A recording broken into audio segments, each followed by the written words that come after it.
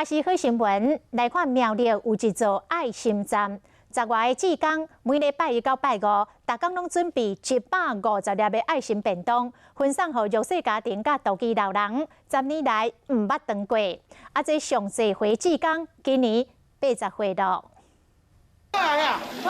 这是铁皮厝所在爱心站，志工真无闲，因咧煎鸡腿、煎桥啊。 也阁有煎卵、甲煮豆干，为着要互当地弱势家庭，也阁有独居的老人食一顿饱。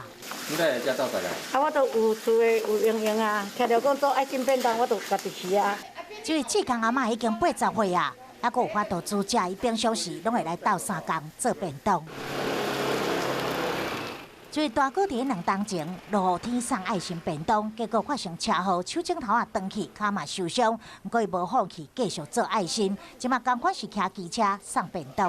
听到这里有欠志工名额，我感觉这个工作很有意义，所以我都马上出来。也有这位阿伯也正脚受伤，伫厝休困，不过伊心内想的是好了，要赶紧去帮忙。上完过啊？ 我4年外款咯，另外大家拢做甲拢欢喜个。7位志工妈妈、5位志工爸爸、10几个人做伙守护这个爱心站。因对30个便当开始做起，到即马咧，每天准备150个便当，每礼拜1到拜5拢分送予弱势家庭甲家己大个老人。有就食，无我就无食。